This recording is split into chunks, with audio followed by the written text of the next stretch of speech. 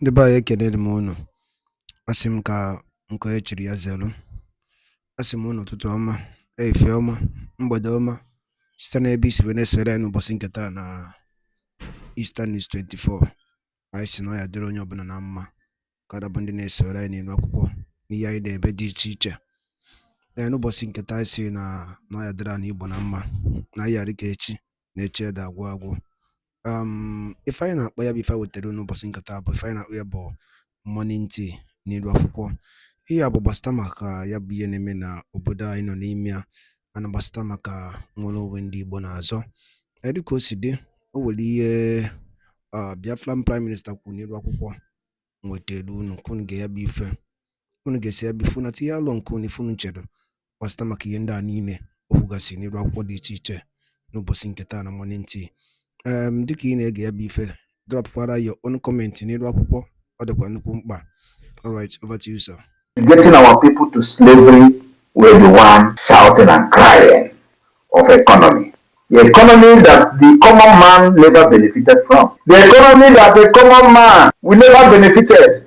Before they could train their children in school, they will suffer and suffer and suffer. While these people are making billions through the revenue that they generate from different states, today they are losing that revenue and they are crying of economy. I want you to understand also that for those of them today that are surprised of the wave that the Biafra government is making globally, using our lobbyists and from different dimensions that we are using for the liberation of Biafra, they are surprised. They call it fake. They say it's a photoshopping. You can imagine. We will be posting figure of House of Representatives of the United States of America. We post it on Twitter, our finance minister. And so, as we are today, as a government, we will now be posting fake image of high, top-ranked officials of the United States of America on Twitter, claiming that we let them. This is the level of idiocy of the people who have been shouting Biafra for many years. Because that's what they did, actually. Of course, they cannot even Photoshop reasonable people. But most of the things they posted for many years were all Photoshop. Many of them, everything is Photoshop. The Photoshop that I said I'm going to bring sheep, they use it to feed their ego, feed themselves on social media. The Photoshop where I posted the guy that died in Russia, which I have refused to make a video to today. The Photoshop, everything about them is Photoshopping. That was how they were fighting Biafra. Now, that's why nobody ever took them serious. But today, we are not in Photoshopping in the government. Everything is real. I went to the office of the president of Finland to submit a document. Then, that was like 2 years ago, they say it's fake. And with my level in Finland, I will be posting that I submitted a letter to the office of the president of Finland, and it is fake. I brought even acknowledgement from the office of the president minister, the former president, that they have received the letter where I was appealing to them to support the Biafra independence. They acknowledged the receipt of that letter with evidences of Nigeria, violation of Biafra rights, and these criminals, political pressure group IPOB Nigeria, they say is a fake. I want you to understand that there remain criminals and fake. There remain Nigeria political pressure group. Otherwise, under IPOB Mazenam Dikano, he was looking for 100 men. With all the idiots scattered all over the world shouting IPOB, IPOB. Mazenam Dikano was looking for 100 men. Do you think he was actually wrong? Do you think Mazenam Dikano was wrong to be shouting for 100 men on Radio Biafra, where this illiterate will litter everywhere, doing container shipping with IPOB money? Is it that Mazenam Dikano was wrong for saying, I need 100 men, where they have all these market women? Market women, I don't want to belittle the market women, they're actually very hard working. But today, when we say that we are not going to use lobbies, we're not going to waste money on lobbies, was when we do not have the foundation. Was when there was nothing to show. You don't go and start paying lobbies when you don't have anything on ground. That was what this political pressure group did, only to just entice people and scam their fans of their hard-earned money. That was what they did. They deceived Mazenam Dikano to be paying 80,000. Even those people paying that money, $80,000, they were doing a market here with the same lobbying firm. How many Biafrans know that the same lobbying firm that were paying 80,000 was the same lobbying firm that was defending Okonjo Iweala? The same time they were defending Okonjo Iweala, and at the same time IPOB was paying them $80,000. And you think they actually received that money? Now ask yourself, with this their so-called lobbies, can they bring one picture of them meeting anybody in Washington DC? I want to share a story. The reason the $80,000 lobbying firm, whether they actually paid that money or not, the reason why that particular agreement was revoked was because of Okorafor, Uchenna. Uchenna Okorafor, the secretary to Onyendu, wanted to be part of the meeting of this lobbyist, and she participated in that meeting few times. Do you know who is the chairman of the lobbyists like representing IPOB? Do you know? Now let me tell you. The person who was in charge of the IPOB lobbying group is called Ogwe. Ogwe that doesn't know nothing in America.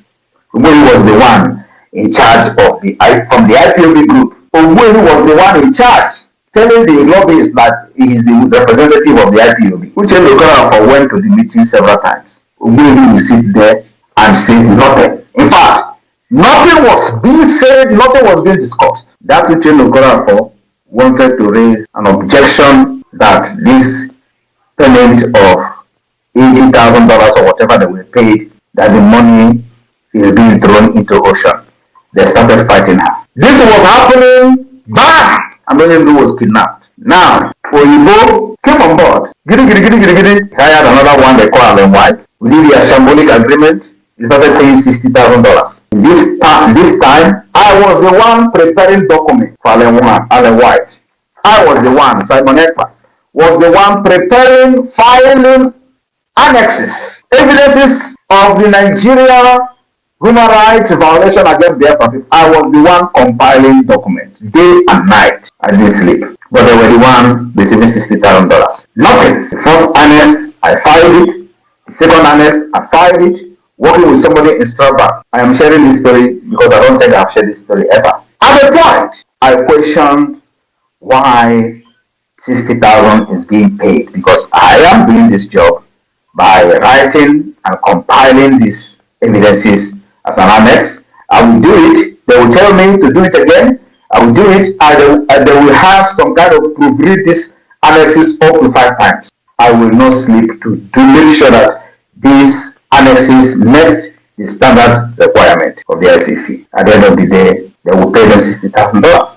I begin to question her before she begins to say, okay, now maybe we are going to stop paying them. Why am I telling this story?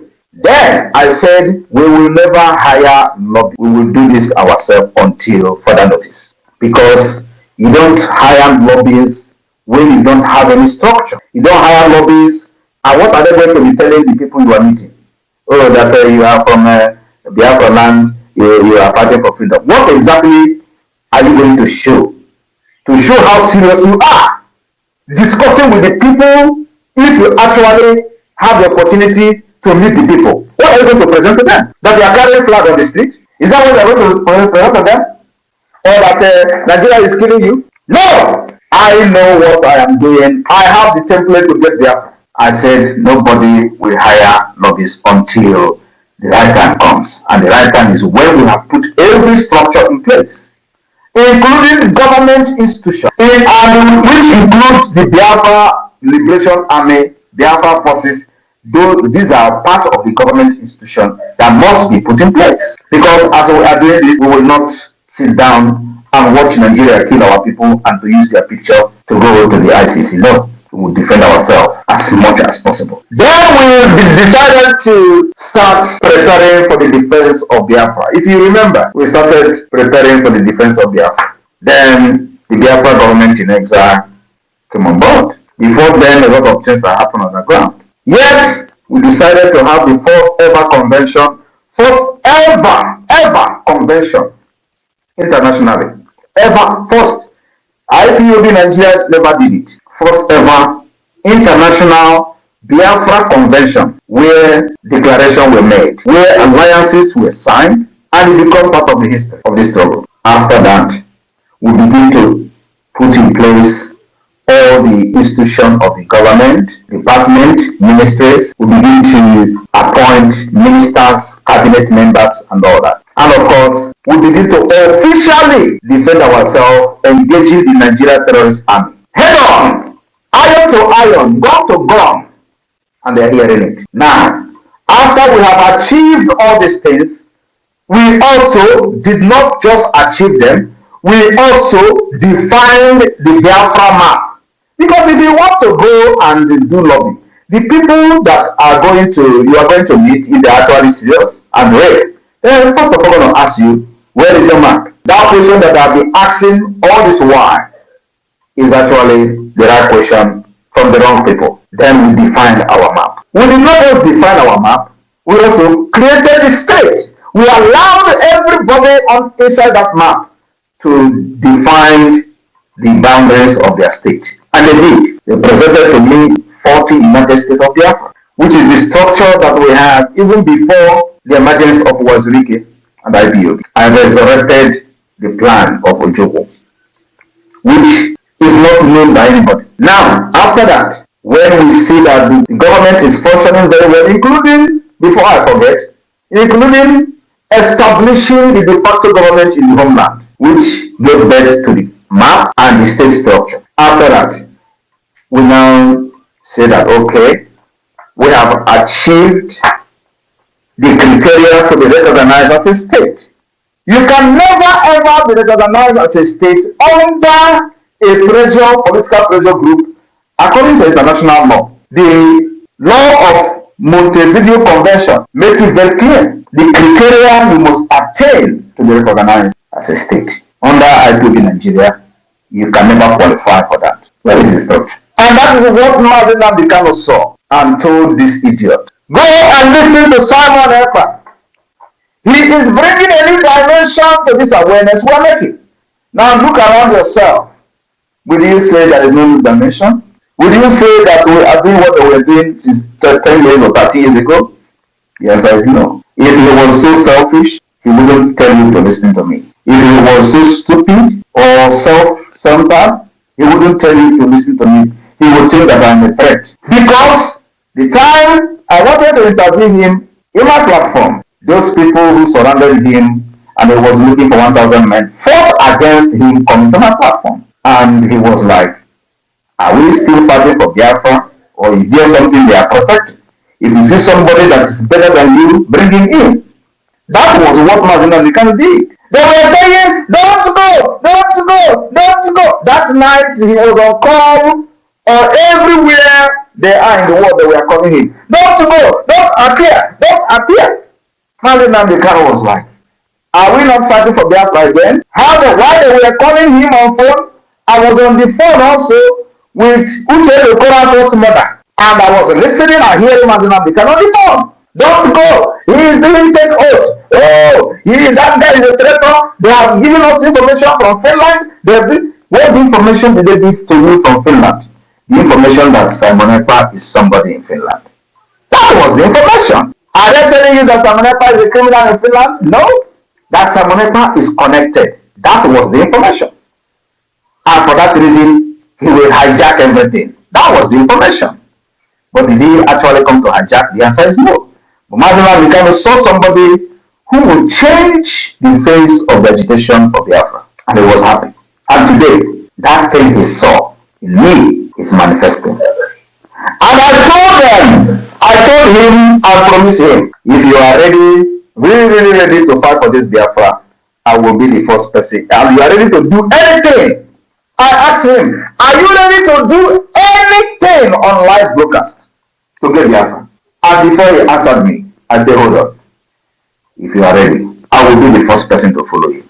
Now, if Mazen Nambikano approved doing anything for Biafra, why are they fighting what I'm doing today, which is actually anything? Ask them, ask yourself, why are the people who followed him fighting me when I am actually doing anything to get Biafra? Because he promised me that he would do anything to get Biafra. But of course, like I said, if they were actually with him, he will not be looking for 100 men. Where IPOB all over the world was contributing money and in millions of dollars. If I'm not mistaken, IPOB could have up to $5 million. Where is the money today? There is nothing, absolutely nothing to show for it. When we took over this agitation, now in liberation, they were not gone. Not even AK-47. Everything you see Biafra Liberation Army using today, we bought it from scratch.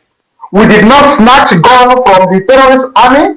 Under IPOB, they were telling them to go and snatch gun. We did not snatch gun. We buy every single gun you see them using today. And of course, minus those ones we are manufacturing by ourselves. And it will continue like that. Then when we have decided that now we have met the requirement according to the Montevideo Convention to be recognized as a state, it is time to bring in the lobbyists.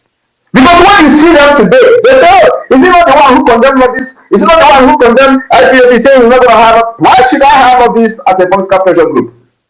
Now that you that have hired lobbyists and paid 80,000, which you did not actually pay, as a matter of fact, what did you achieve? Can you show me where the lobbyists arrange a meeting for any IPOB member in Washington DC?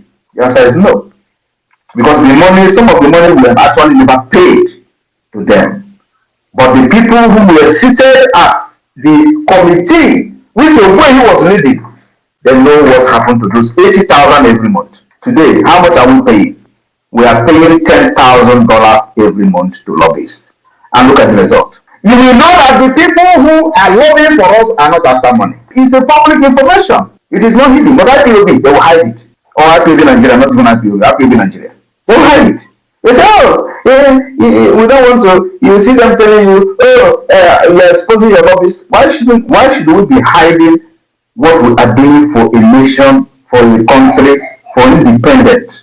We don't need to hide it. And of course, now that we have met the requirement according to the Montevideo Convention, some of them don't even know what is Montevideo Convention. They are just shouting, oh, let us go outside and protest. During the time I traveled in Nnamdi, I read the Montevideo Convention and he was shocked. He was shocked. I want all of you to go and watch the interview I had with him. He was shocked when I read the Montevideo Convention to him. Because I don't think any other person among them knew actually what is Montevideo Convention.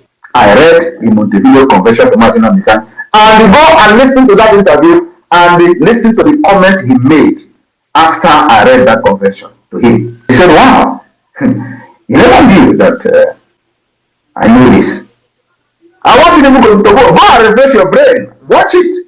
I came to this Biafra prepared. I said that no, after me, I will handle freedom to the new generation. Nobody will fight for freedom again from Biafra land.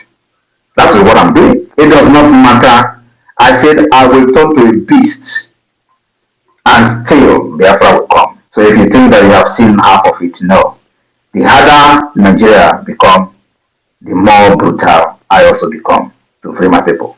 I want you to understand that now that the Biafra government have met the requirement according to the international law, so the recognized as a state, that is where our lobbies now come in. So everything we are doing, you are going and presenting who you are to the people that can influence the recognition of Biafra. From the Washington DC, from Asia, from Europe, from Africa. You will go and show who you are. The government you are representing has a map. The government you are representing has conducted self-referendum. There are evidences everywhere of how the self-referendum is being conducted. We have recorded over 50 million votes. You can't beat that. That is what we call outsmarting the terrorist state of Nigeria. And they were taking us for a joke. Today, they are no longer taking us for a joke anymore. They are calling ICC. To one man, Simon Ekpa. And they tell you, oh, the time they were touching Nnamdi, why didn't they make it public? Why would they make it public? Because they thought Nnamdi is the only person that was talking genuinely. And once they capture him, Biafra is dead. And of course, they celebrated the kidnap of Mazina Bekani in Abuja, including the one some people were kneeling down thanking God in Lagos. Oh, they came every now and then to grant national interview on national TV that Biafra is dead. Let them see how they will rise up again. As that was happening, Simon Ekpa was somewhere observing them. Ejiofor promised them he's in charge of IPOB. Where is he today? He's gone. I want you to understand, mark my word now. Once Mazilam Bikano is out, IPOB is gone, dissolved, completely dissolved. Mark my word. Every person today that is fighting me on the other side will be gone. I want you to mark this day. Mark this word I'm telling you now. Every one of them will be gone. After approaching the December declaration of Biafra, we will continue to push for the recognition of Biafra. At the same time, getting investors ready to invest in Biafra land. And when you hear them, when you see that they are everybody, I told you people that the propaganda is going to increase. Do not think that you have seen propaganda. No, you have not seen. Somebody like me, I am already cooked. But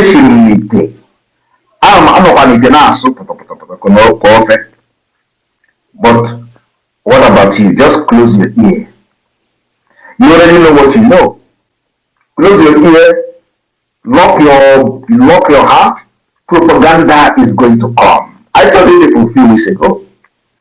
So if you think that what you see streaming up on social media is going to end soon, my brother, you are in for a very long journey. It is actually now that the propaganda is starting because they have seen that I am not backing down. They have seen somebody that they have never seen in their life. You know, they say that I am not an Igbo man, that Igbo people don't have the heart I have. That is very different. They say, oh, I'm a Fulani, I'm wicked. I have to be wicked. If you're not wicked, you can't fight Nigeria. That was why Mazin Nandikan is where he is today. I learned from him, learned from other people that failed, and I'm here to end it. After I finish with Nigeria, believe me, the people that will be in the Nigeria side will never name their child Simon. Of course, they don't even have to name their Islamic state. They don't name their children Simon. But I'm just telling you that even those who love Nigeria because of corruption and they are Christians, they will never name their child Simon. That is what is going to happen. After I finish with them, I will be here. Biafra freedom will come from diaspora. I promised them for many years, since 2021, that I will bring the Biafra freedom from diaspora. I want you to look around yourself. Is it not coming from diaspora? They thought they have locked everywhere. If you go to Nigeria, they kill you. If you do, they will challenge you. Come to Nigeria, so we'll take you serious. Come to Nigeria. Because I will not come to Nigeria. If you want to die, go and put yourself in hold up. I will not come to Nigeria. I will be here to fight for my people, and I will be here and free my people from Nigeria. When Queen Elizabeth was controlling you in Nigeria and doing amalgamation, was she there? Was she there? Queen Elizabeth, the same London, was she there? I will do like her. I will be here and free Biafra, and then I will come to unify Biafra people after Biafra has been recognized. I will be here to fight because freedom is not coming from Nigeria. Freedom is coming from abroad. Freedom is coming from the United Nations. Freedom is coming from Washington, D.C. Freedom is coming from the European Union. Freedom is not coming from Africa. Freedom is not coming from Nigeria. Freedom is not coming from Abuja. Freedom is coming from America. It's coming from Europe. You don't know that, know it. No matter how sad and bad it sounds. But that is the fact. So why should I go to Nigeria where freedom is not coming from? It's coming from here. Thank you very much.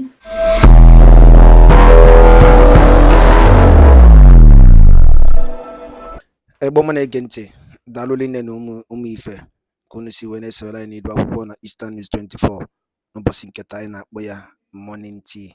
Unu anụgonu ya bụ ife mgbakọrịta ụka ya bụ ife Maazị Simon Ekpa bụ Biafran Prime Minister or Biafran Public Government na-eze dịka o si dị n'afọ ka o si ada n'iru akwụkwọ. Gịnị ka ị nwere ikwu gbasịta maka ya bụ ife ndị a niile kwugasị n'iru akwụkwọ dị iche iche? Drop on the comment section below. Ọzọ dịkwa ka ibe ya bụ, ọ bụ na nke a bụ ụbọchị izizi gị na-esonyere anyị n'iru akwụkwọ, onye na-afụ ya bụ ihe onyonyo anyị kaba alụ ka ị like ya and turn on notification, share kwe ka o wetakwa ndị ọzọ ụmụnne anyị dị n'ebe dị iche iche aka. Daalụ rinne n'Igbo ọma na-ege ntị. Oge na-adịrị anya onye ndu ya apụta n'ụlọ mkpọrọ. Ka emesịanụ ụmụnne m.